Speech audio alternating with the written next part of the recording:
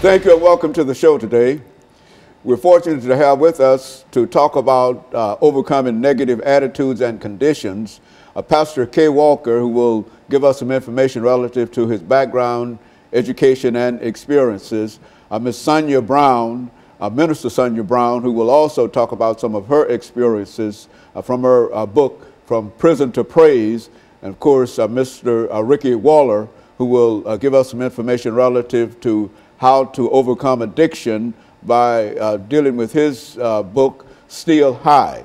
And of course, we're simply glad to have all of you here with us today. And Pastor Walker, since you know these individuals in a real sense, why don't you give us sort of a summary in terms of why they are here with us today and some of the things that you think that they might be able to bring to this particular show.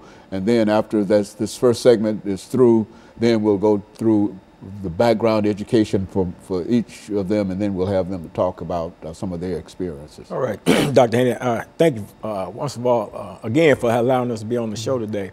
I actually met Minister Sonia Von Brown through Facebook. She had sent me a message on Facebook telling me about her book and everything. I guess she had been reading some of my posts or what have you, and seeing the mindset that I have. But she sent me a message on Facebook about a book that she had put out and everything. And of course, you know, from all the various shows we've done over the years, I'm always interested in people who have experienced negativity in life and have endured that negativity, and at the end result is they overcame that negativity. So when she contacted me on Facebook, I was very interested in her story and From Prison to Praise and all of that. Have not had a chance to get the book and read the book.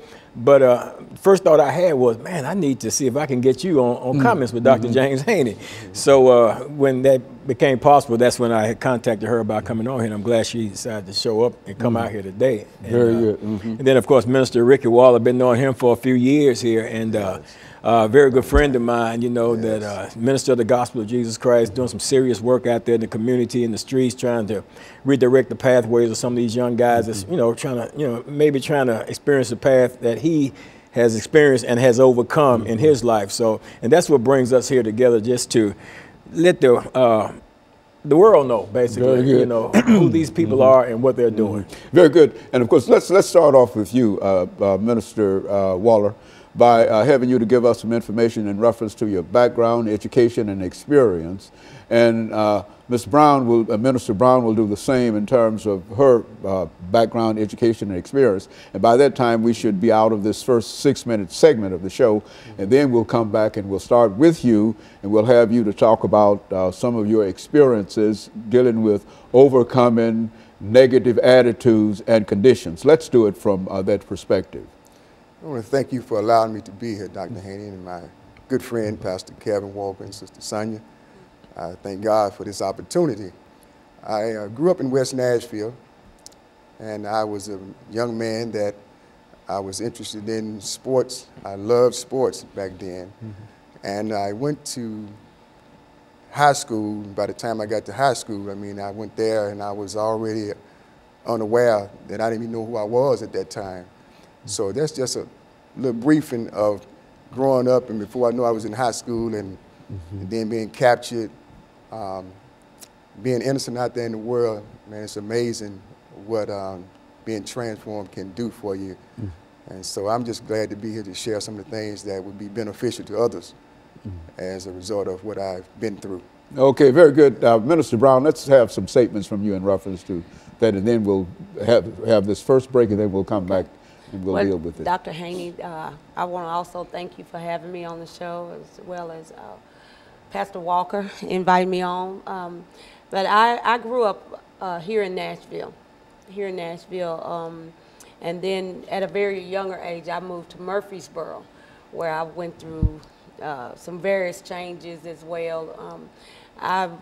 My younger years, I fell prey to molestation. My younger years, which molded me in the wrong sense for a minute, which made me make some bad choices and led me down the road to smoking crack for a while. So I was lost for a little while during my earlier years, but thank God that he did some transformation on me, and and some things changed in my life that made me come on back the right way. And so, Pastor Walker, over the last 10 seconds that we have here, you think that we've got some good information here today in terms of how people might be able to overcome some difficult problems in their lives? Oh, we got some excellent information coming from some people that has been through that pathway and have overcome. Very good. And of course, we're going to take this first commercial break, and we'll be back with our audience following this very, very short commercial break.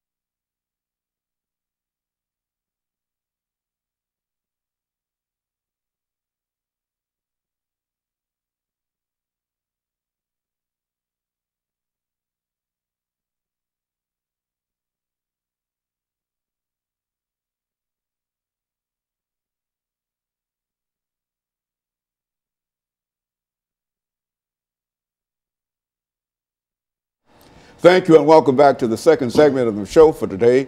We're talking to Pastor K. Walker, ministers Waller and Brown, in reference to their abilities to overcome negative attitudes and conditions. And let us start with you, Minister Waller, and give our audience some information in reference to your book and how you came to write that book and some of the experiences dealing with the book. And of course, Ms. Brown will do the same, and then we'll have Pastor Walker to sort of summarize that aspect of it, and then we'll be through with this second segment. All right.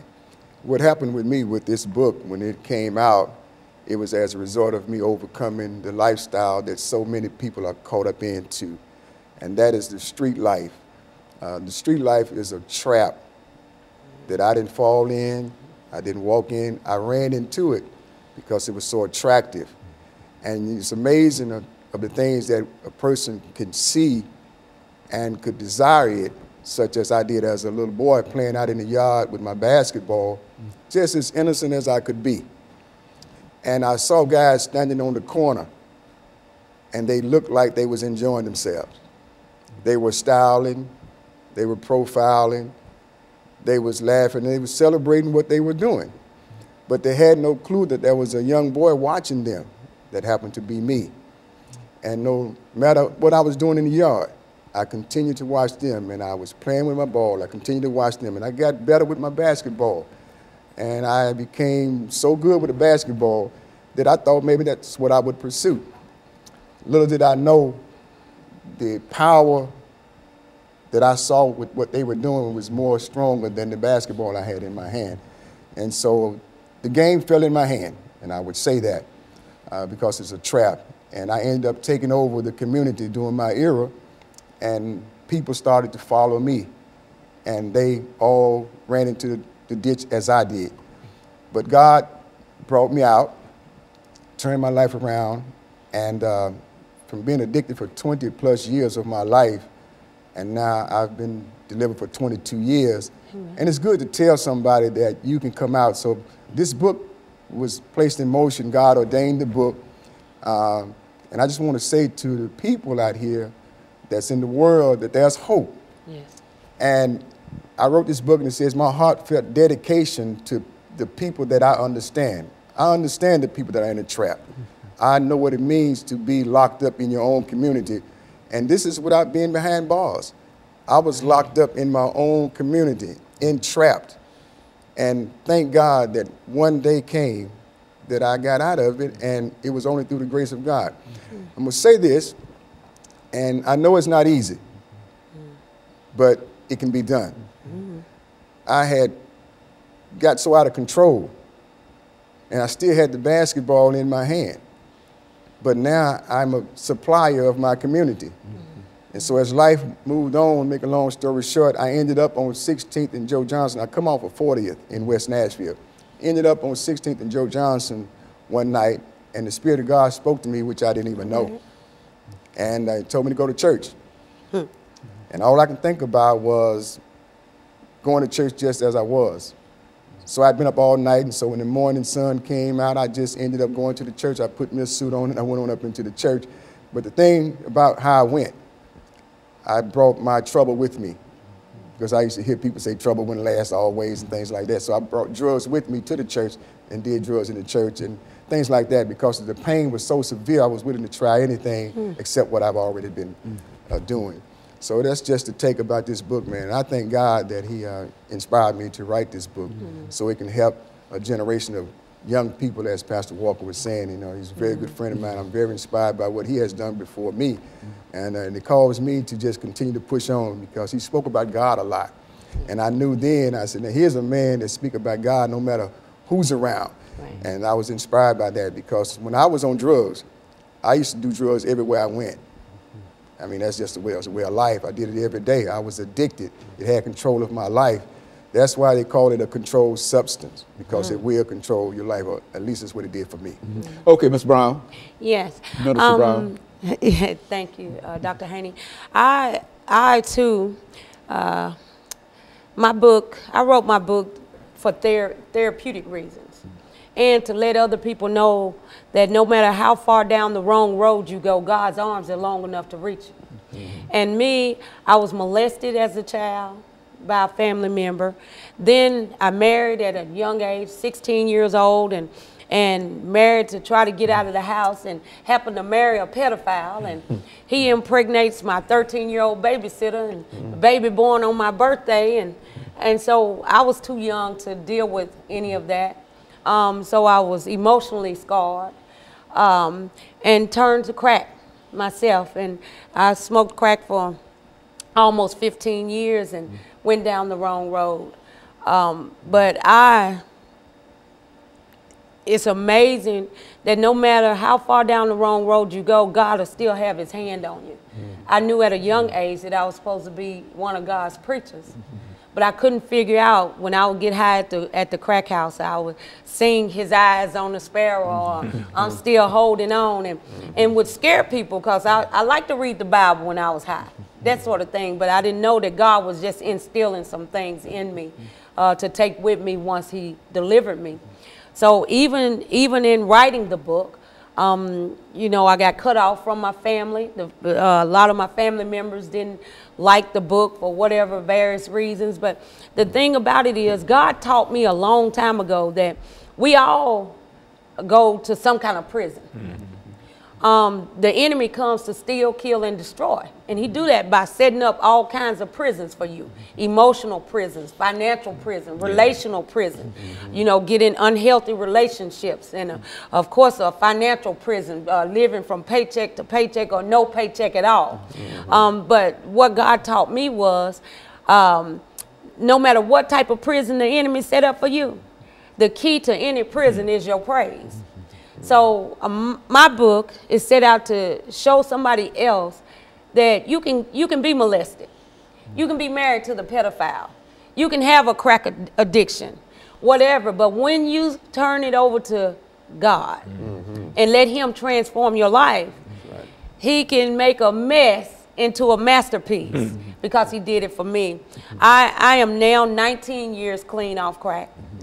I'm the owner of Authentic Tax Service for the last 9 years. And as well as I've been the paralegal for the same district attorney that sent me to prison on and off for the last 12 or 13 years. So, you know, God can turn a thing around. And you've got a story. Right. And I certainly appreciate the three of you with that. And so what we're going to do, we're going to take this second commercial break, and then we'll come back and we'll have Pastor Walker to make some statements, and we'll go back and use this last 10 minutes to talk about things that you think that might help our audience to overcome whatever problems that they might have. And I think that what you're doing is exactly what we're trying to do here. And we'll be back with our audience following this very, very short commercial break.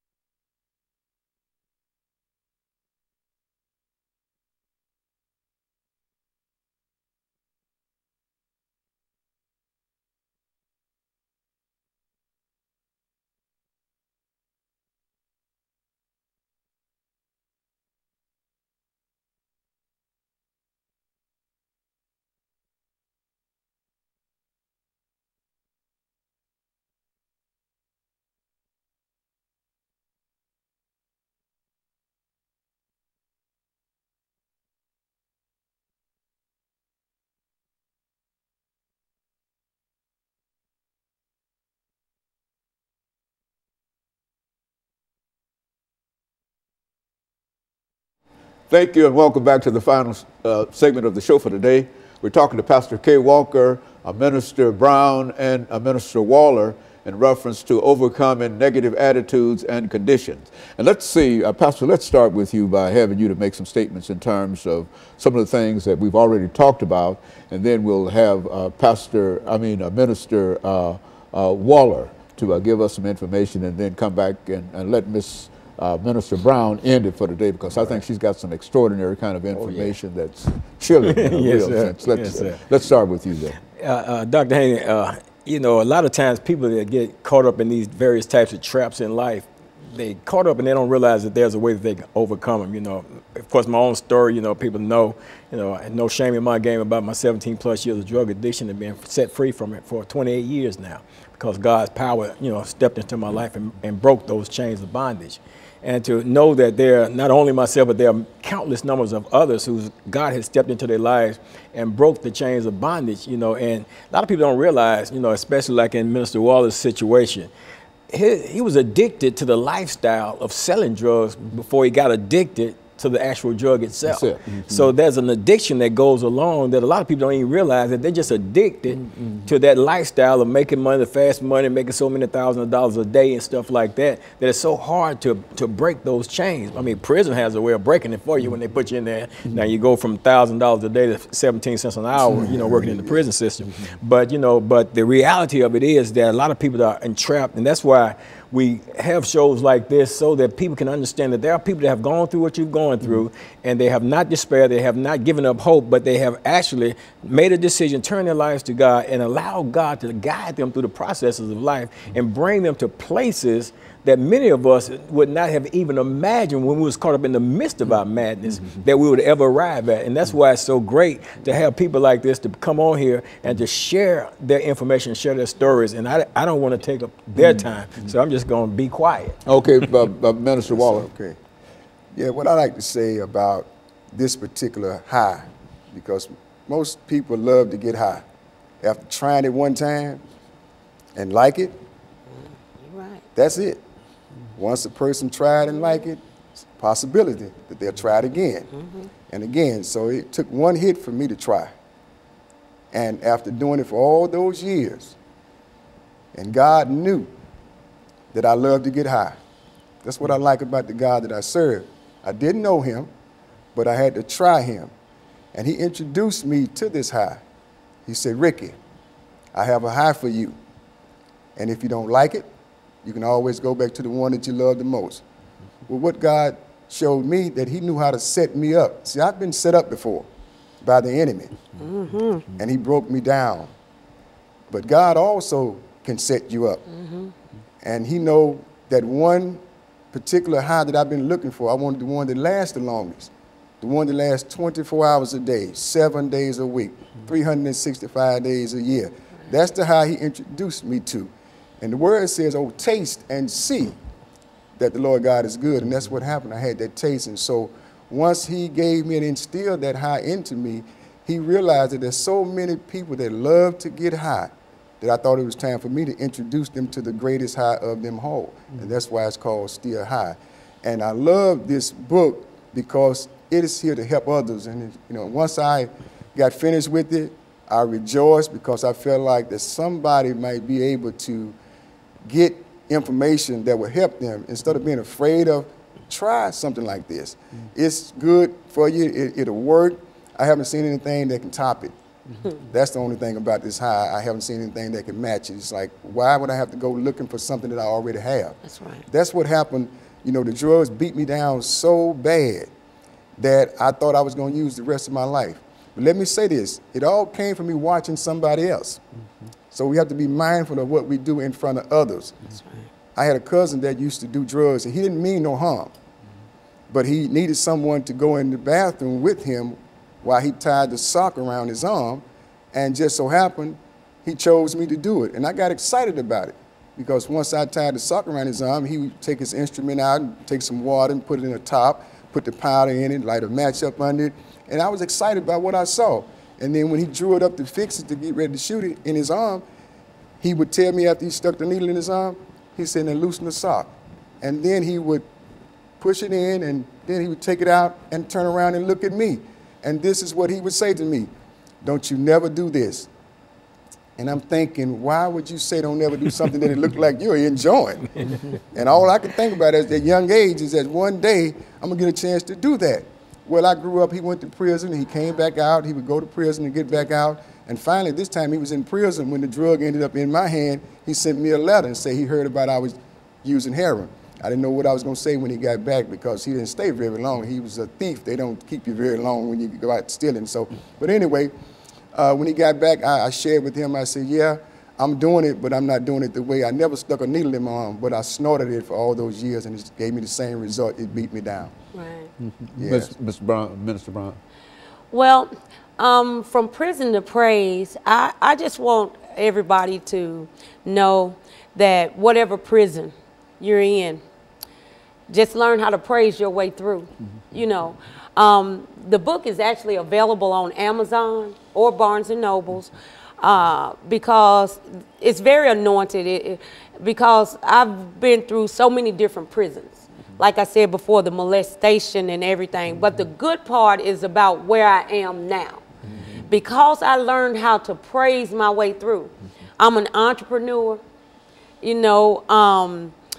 I've been the paralegal for the district attorney, because you got to think, you serve an awesome God when he can make your enemies your footstool.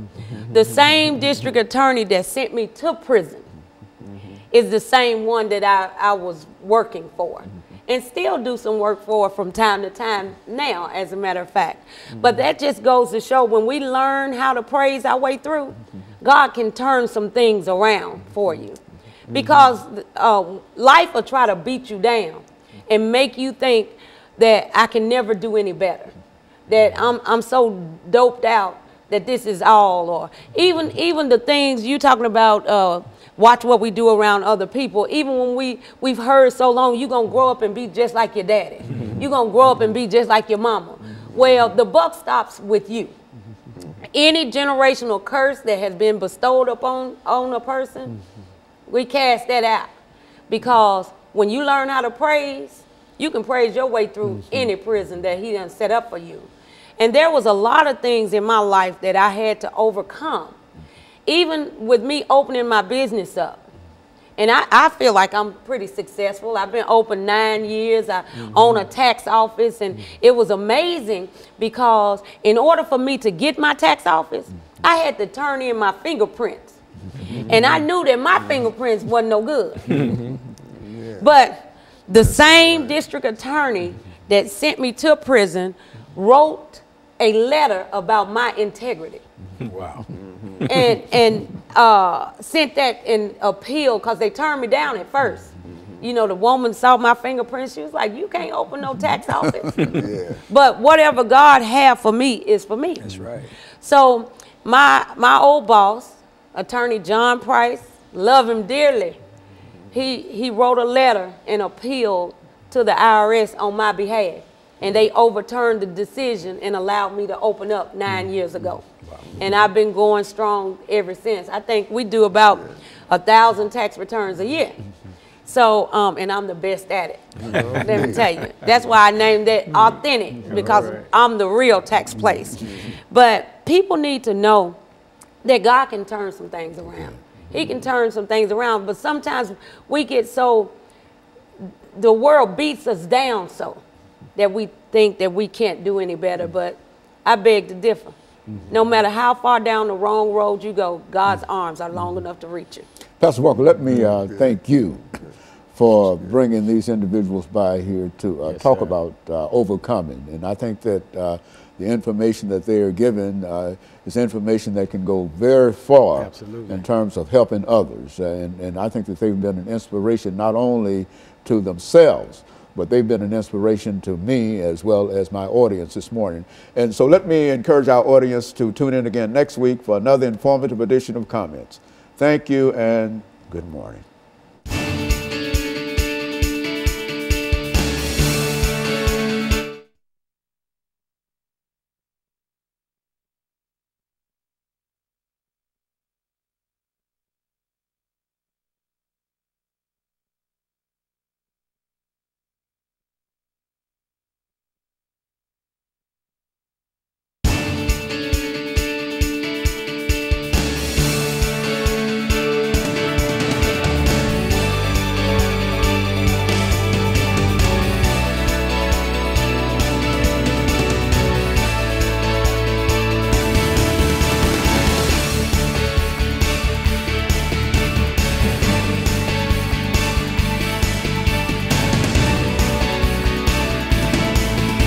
Thank you and welcome to the show today. The topic this morning is women giving back. And we're fortunate to have with us 3 women that are indeed giving back to the community and helping others. Ms. CGreenlee. Ms. Greenlee has been with us on many, many occasions, and it was her decision to decide to bring with her the 2 women that are with her this morning. And so, Ms. Greenlee, let's see if we can have you to make some statements in reference to these women that you have with us, Ms. Shamika Turner, as well as Ms. Pinkerton, and to give us some information in reference to them, and then they'll give us some information about their background, education, and some of the things that they're involved with and why they are giving back. Let's do it from that perspective. Yes, sir. First of all, Dr. Amy, let me just thank you for having us beautiful women on your show this morning. Just want to thank you. But yes, I'm honored to do this here. This is my beautiful, beautiful friend, Shamika Turner. She's has her own organization, Lounge Heart Awareness, which she will be talking about. and the lovely, lovely Thelma Sunshine, who has her own catering business, which you will be talking about. And it's women that's giving back to the community never stopped. And I just wanted to show how important it is to see people that don't really be out there to get recognized, that it is soldiers out here that has a heart that wants to give back to the community. And this is why we're here. Very good. And let's start with you, Ms. Turner, to have you to give us some information relative to your background, your education, and some of your experiences. And then, of course, Ms. Thelma Sunshine will give us essentially, Pinkerton, will give us essentially the same kind of information in terms of her background, education, and experience. And by that time, we should have used up the 6 minutes, and then we'll come back for an 8-minute segment. Let's start with you. Okay, thank you, sir, for having me here today. And Clemmy, thank you for giving me this opportunity. I have a background in criminal justice administration. I have 2 degrees, a master's degree and an undergraduate degree from MTSU. And all of that is being worked now, not in the criminal justice field, but in giving back to the community. What I've done is taken that education and coupled it with fitness, with the actual food that God has growing for us in the earth to heal our bodies, to help grow strong bodies. And so I take all of that information and I use it in the community to share the information and to just help other people get to their healthy being. Very good. And of course, Ms. Pinkerton. Yes, I'm the 7th child of 8, born to Miss Doll Harris. I'm a nursing assistant and a